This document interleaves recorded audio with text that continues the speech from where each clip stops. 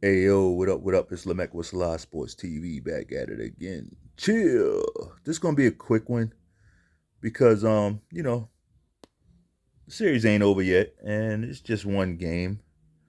But I just feel the need to jump out there and say this. What do I need to say?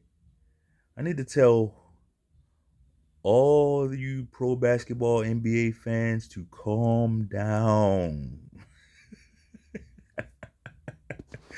Y'all gotta calm the fuck down. I know what's going on though. I get it.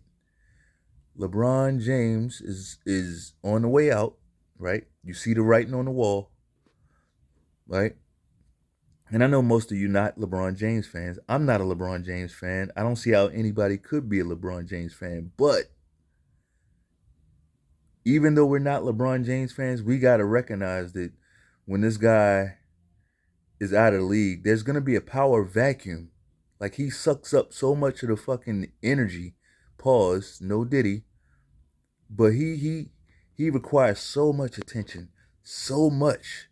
It's gonna create a vacuum. And because of that, everybody's grasping for fucking straws, trying to find the next face of the league. Who's gonna replace LeBron? Calm down. Calm the fuck down. I'm gonna tell you why you really don't need to do that.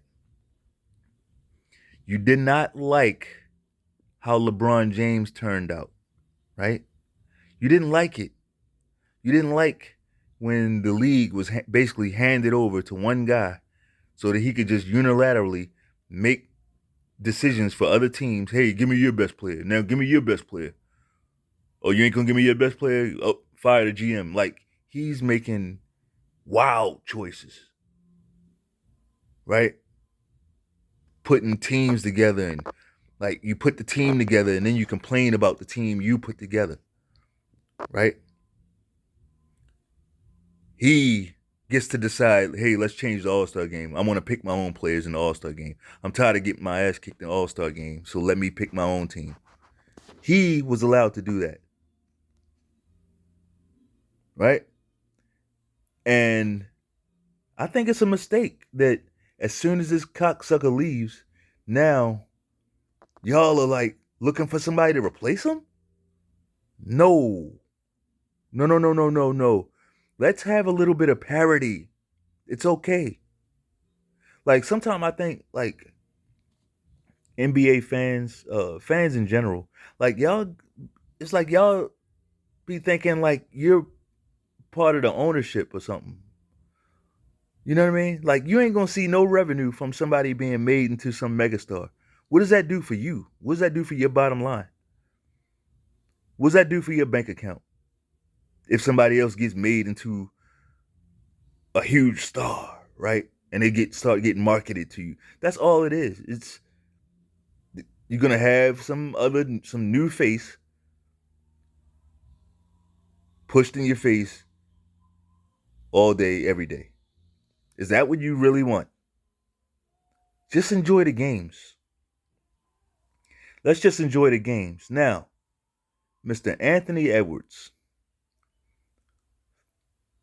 great player, great young player, Anthony Edwards, right? I like his game a lot.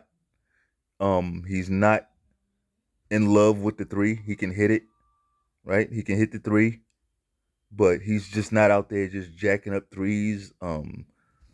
He's not.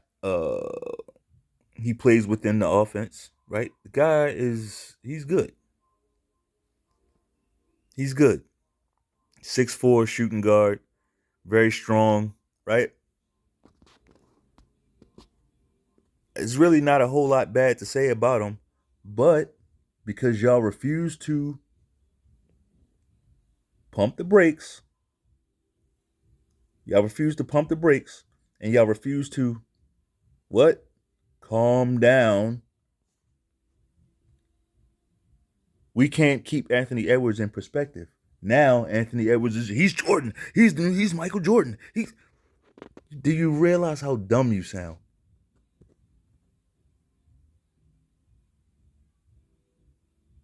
Oh yeah, you sound pretty fucking dumb. He's not Jordan. All right, if he's Jordan, why won't you compare him to Kobe then? Right? That's the logical comparison. How can you compare him to Jordan and not Kobe? Huh? That should tell you something. What does it tell you? The only reason you're comparing him to Jordan is because, let's face it, he favors the guy physically. He physically favors Michael Jordan in the face, right? Body, complexion, all like, yeah. But guess what? He ain't Jordan. I know for some of y'all that's like a letdown. It's like, oh, I wanted another face of the league. Fuck that. He ain't Jordan. It don't make him a bad player. Nobody is Jordan. Nobody is Jordan. And I'm gonna do a video. Michael Jordan is not the greatest basketball player of all time. Now, what I will say is Michael Jordan, I mean, he is what he is. I don't think he needs a title, right? Michael Jordan is he was a dog, right? He was a dominant player. He was a winner, right? Once he figured out how to win, you couldn't get him to not win. But the best basketball player ever, think about that. The best basketball player ever can only be Wilt Chamberlain. It can only be Wilt Chamberlain. Don't talk to me about his one championship. Don't talk to me about it. And I'm just going to educate you very, very quickly. Back then, there was no free agency, right? That means everything. There was no free agency. There was no, I'm going to jump to this team. You know, my contract's up. I'm going to this team. Like, back then, the team you were drafted on, that was your team. And teams didn't have a lot of leverage to improve, right? It wasn't even that many teams in the league, right?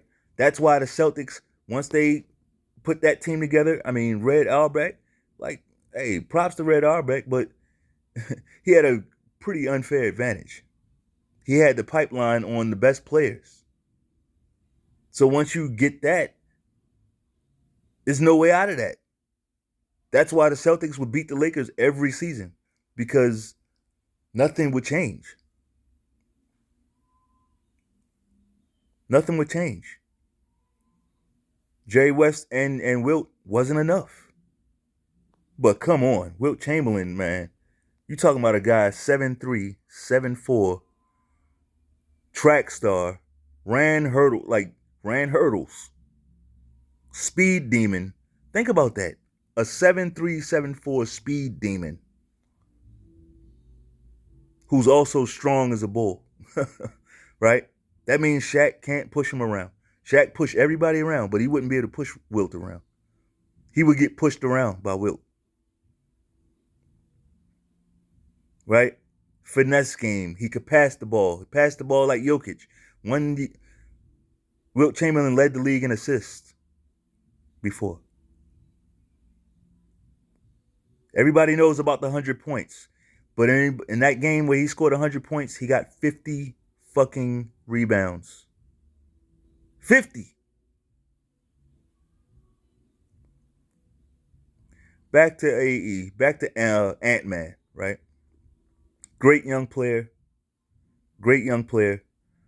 But I feel like he's being brought down to earth a little bit. In his last game, Game 7, hey, look, he turned up the defense on Jamal Murray. Good job. Jamal Murray plays your position. Is he? Wait, no, Jamal Murray's a point guard. Excuse me. Jamal Murray's a point guard. KCP would be the shooting guard. But Anthony Edwards took up the challenge of guarding Jamal Murray. Hey, good job. He held him down in the second half. And props to CJ Goodfellow. He I said something in one of his comments on Facebook, and I'm like, basically, the guy's talking about he did this to Jamal Murray, and I'm like, man, you shot 6 for 24. Relax. And CJ, he's like, man, I can tell you ain't watched the game. And he's right. I didn't watch the game. He's right. He didn't watch the game. I saw the stat line and said that. It's true, right? But I still don't want to hear the motherfucker talking shit when you shoot. When you shoot 6 for 24, pipe down a little bit. Seriously. Good job on defense, but I don't think you should be talking shit. Because somebody shut you down too, look like. That's what I'm saying. That's what I'm saying. Like, and since we insist on comparing people to Jordan, Jordan didn't do that. He didn't hang his hat on. He didn't hang his hat on nobody. You would never catch Jordan hanging his hat on guarding somebody. You know why? And I know a lot of y'all, it's gonna go over a lot of y'all heads.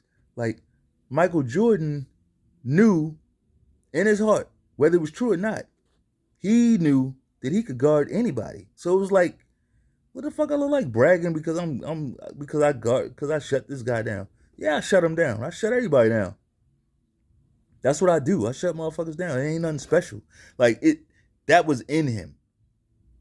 It's not, ooh, look at me, I shut somebody down. It's a whole different type of energy. It's inverted. It's actually inverted, right? But yeah, when you shoot 6 for 24, when you shoot that poorly, let's probably not talk about how you shut somebody. Just talk about the team winning. Just leave it at that, right? Leave it at that. The team, good job. We got it done as a team. Because I'm saying all that to say, he's now saying, yeah, he's gonna guard Kyrie, and you saw what happened, brother. Kyrie ain't Jamal Murray. You got to know that. Jamal Murray damn sure ain't Kyrie.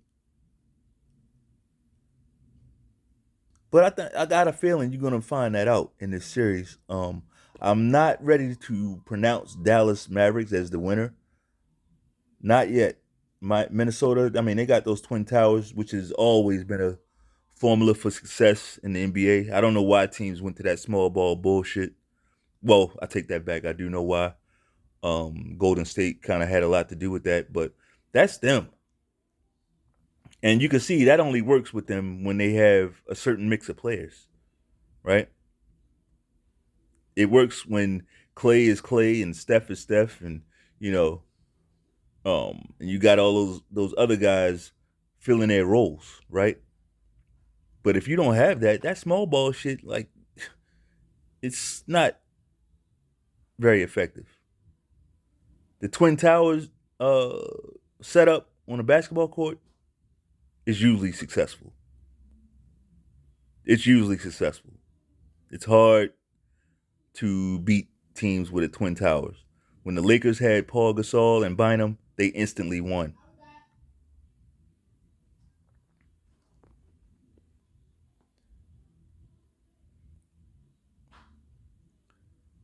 They won.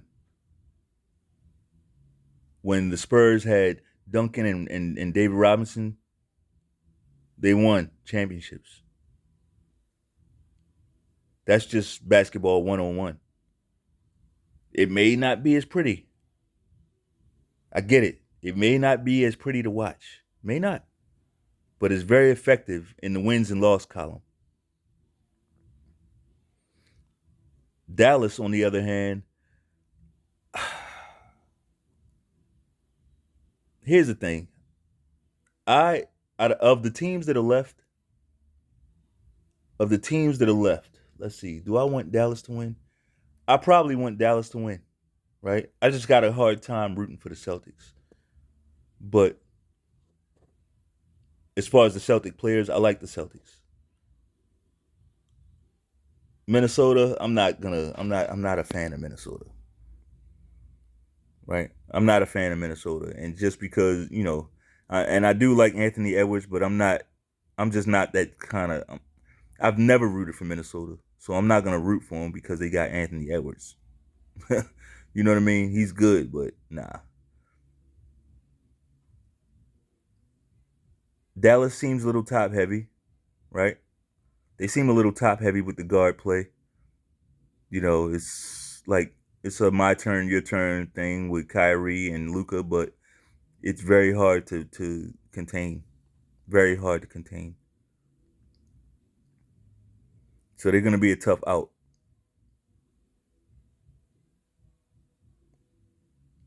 They're really gonna be a tough out. Um, but hey, and in the last game, not for nothing, Anthony Edwards, what'd he do? 6 for 16. 6 for 16, right? He's talking about he's gonna shut down Kyrie. He's gonna guard Kyrie. And Kyrie, they talked to him about that after the game, and the guy burst out laughing. He laughed at the idea of Anthony Edwards guarding him.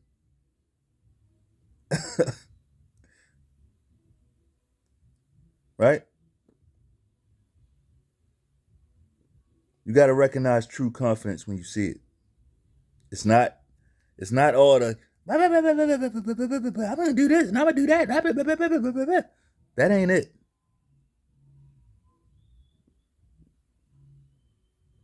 And we don't need a replacement for LeBron James. We do not need that. Let it play out. That person will reveal itself. They haven't yet. Let's be patient and wait. Anyway, that's all I got. If you like the video, bang off on that like button one time. Peace.